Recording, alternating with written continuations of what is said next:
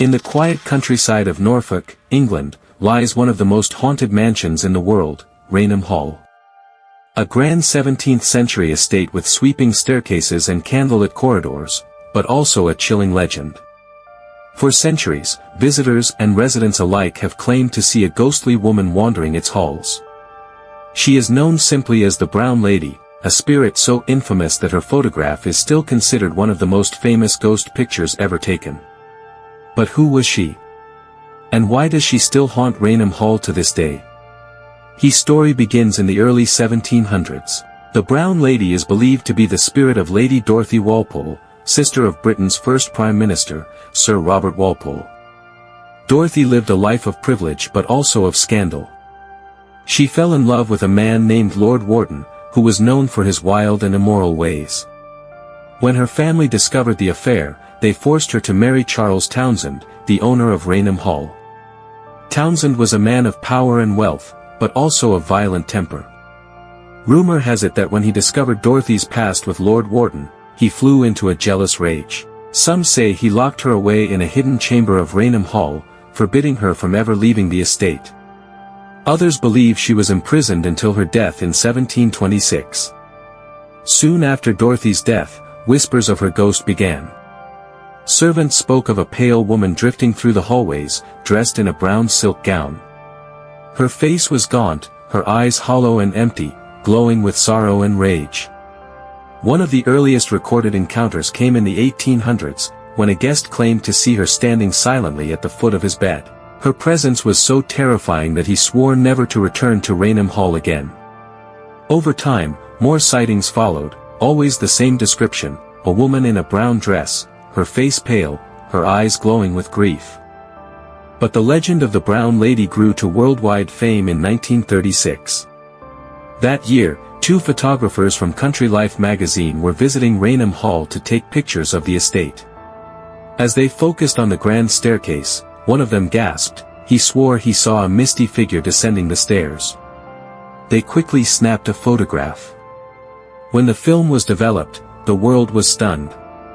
The image clearly showed the outline of a woman in flowing robes, gliding down the staircase.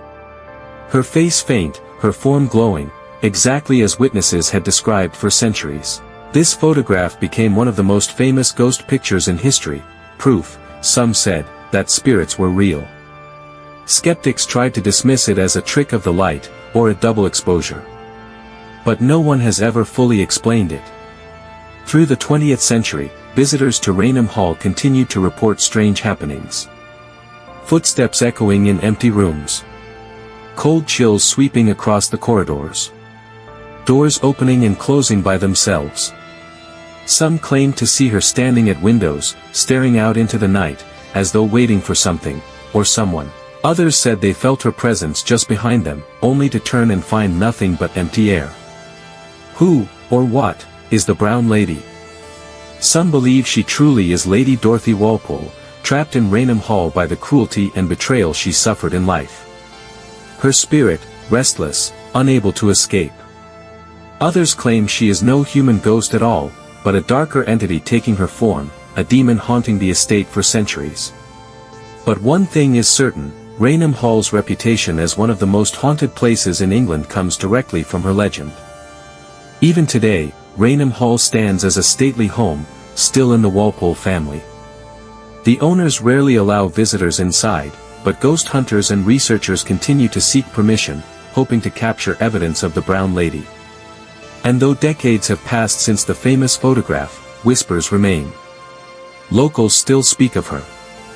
Some even say they've seen a faint figure drifting along the staircase at night, just as she appeared in 1936. So who is the Brown Lady of Raynham Hall? A tragic woman imprisoned in life, doomed to walk the halls in death. Or something older, darker, using her image to terrify all who enter? We may never know.